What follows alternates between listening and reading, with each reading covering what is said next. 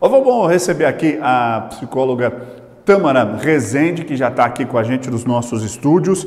Eu quero te agradecer, Tâmara, pela vinda. Muito obrigado. Boa noite. Tudo bem? Boa noite, Rafael. Só deixa eu ligar aqui para você, aqui para a gente poder te ouvir também. Vamos lá. Obrigada, muito obrigada pelo convite. Estou muito feliz de poder conversar aqui com vocês um pouquinho sobre esse tema tão importante que é a nossa saúde mental. Pois é, isso é fundamental. A Tâmara ela é especializada em psicologia infantil, disciplina positiva, educação socioemotiva e inteligência emocional. E ela desenvolveu uma apostila, gente, que está disponível para baixar no Instagram. Como é que faz? Qual é o caminho para baixar essa apostila aí? Exatamente, a gente pode acessar através do meu Instagram, que é psico.tamararezende, ou da minha colega que escreveu junto comigo este manual, que é a psico.ananogueira. Então, lá no nosso link de perfil tem o acesso para baixar o manual sobre saúde mental em tempos de isolamento. Como é que foi elaborada essa apostila e qual é o objetivo dela? Eu e a Ana sentamos um dia e começamos a pensar em como nós poderíamos, auxiliar as pessoas de um modo geral. E, é claro, através das redes sociais a gente poderia alcançar muitas pessoas, tendo em vista que o que nós estamos enfrentando é uma diversidade totalmente nova, é algo inesperado. Eu acredito que nossa geração em nenhum momento imaginou viver da maneira como nós vivemos nos últimos tempos, totalmente isolados. E com toda certeza as nossas emoções, o nosso sistema emocional todo foi abalado com isso. Então eu e a Ana decidimos colocar o nosso conhecimento à disposição das pessoas, unir os principais fatores que nós devemos cuidar neste momento para poder então melhorar a nossa saúde emocional, nos tornarmos mais fortes, mais resilientes, para chegarmos ao final disso tudo, no mínimo saudáveis, e prontos para recomeçar, seja lá como vamos estar naquele momento, tendo em vista as mudanças de trabalho, muitas pessoas perdendo emprego, mudanças de rotina, da própria escola, como falava a secretária. Então nós precisamos nos preparar, porque nós não sabemos o que vem pela frente. Pois é, nesse período de quarentena, especialmente para as mulheres que têm esse ofício de mãe, tá bastante complicado ter que ficar em casa. Mas, no geral, qual é o pensamento mais recorrente, aquele que mais vem nesse período de quarentena? Eu acredito que é o medo, as preocupações, como falei anteriormente, nós não sabemos, nós temos muitas incertezas, não sabemos o que vai acontecer, quais são os próximos passos, quais são as próximas mudanças. Então isso gera também ansiedade, muitas pessoas têm nos referido a respeito disso. Nossa, como eu ando ansioso, como eu ando comendo mais, como alguns dias parece que o tempo não passa, outros passa rápido demais. Então as preocupações, os medos e a ansiedade realmente são os nossos sentimentos e os pensamentos que nos tomam nesse momento. E como é que a gente faz para tentar diminuir um pouco dessas preocupações, esse futuro incerto que se avizinha? Rafael, lá no manual a gente disponibilizou também algumas páginas explicando um pouquinho sobre cada um desses sentimentos. Eu acredito que para que a gente tenha controle e domínio de algo, nós precisamos primeiro conhecer. A gente não controla aquilo que a gente não conhece. E nós temos uma cultura que minimizou bastante as emoções ao longo do tempo. Então, nós precisamos conhecer aquilo que sentimos. Então, no manual, a Ana fala lindamente a respeito de cada uma dessas emoções. E eu adorei uma das dicas que ela deu, que foi assim, escolha um momento do seu dia para ser o momento das preocupações. Determine um tempo, um horário em que você vai sentar para se preocupar. Eu achei isso super interessante, inclusive coloquei em prática e fez muita diferença para mim.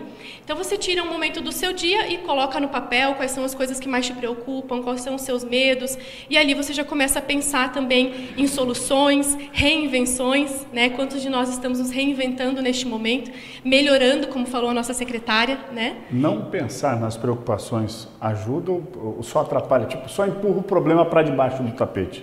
E eu acho que pior do que isso, Rafael, aumenta ainda mais. Qualquer emoção, isso é uma regra, o pessoal já pode anotar em casa. Quanto mais a gente foge de uma emoção, mais intensa ela fica. Então não adianta eu pensar, não vou ficar com medo, não vou ficar ansioso, não vou ficar preocupado. Isso tende a intensificar ainda mais. O ideal é que eu aceite, tudo bem, diante do que nós estamos vivendo, é natural e esperado que nós estejamos com as nossas emoções mais sensíveis, mais intensas. E a partir da aceitação, eu procurar conhecimento sobre isso, e aí então eu vou poder elaborar e regular aquilo que eu estou sentindo. A gente está convivendo muito mais do que a gente convivia antes, com as famílias, com filhos, esposa, marido. Como é que a gente lida com essa hiperconvivência? Como é que a gente faz para ter essa inter-relação numa boa? A gente disponibilizou lá também várias dicas e eu vou trazer para vocês as principais, né? E acho super interessante esse tempo hiperconvivência, né? Nós somos feitos para conviver, nós somos seres relacionais e eu acho que nesse momento nós estamos vendo o quanto nós estávamos convivendo pouco. E, de repente, nós éramos estimulados a conviver mais, a sair dos eletrônicos, a olhar mais no olho, a se tocar mais, né? E agora a gente está indo para o lado oposto, nós estamos sendo proibidos de conviver e isso mexe muito com as nossas emoções, com as nossas crenças. E no dia a dia, dentro das casas, os casais começaram a conviver muito mais, né? Casais que algumas vezes só se viam à noite, na hora de dormir, os adultos também com as crianças agora em casa o dia todo. Isso nos trouxe uma nova realidade de relação. E o ponto principal de tudo é a comunicação. Nós precisamos deixar claro os nossos desejos, os nossos sentimentos, as nossas dificuldades, respeitarmos, eu acho que esse é um ponto muito importante, a maneira de cada um lidar. Porque algumas pessoas podem estar enfrentando com mais facilidade, outras com menos, alguns podem estar mais ansiosos, outros menos, e nós temos que respeitar uns aos outros e apoiar aquele que mais precisa em cada momento. Se a criança não está lidando bem, vamos apoiar a criança, se o esposo, se a mulher, enfim, nós precisamos nos apoiar e nos comunicar. Bem lembrado. Como é que faz para diminuir o tédio da criançada nessa hiperconvivência? A criançada está subindo pela parede, está brincando no telhado da casa já.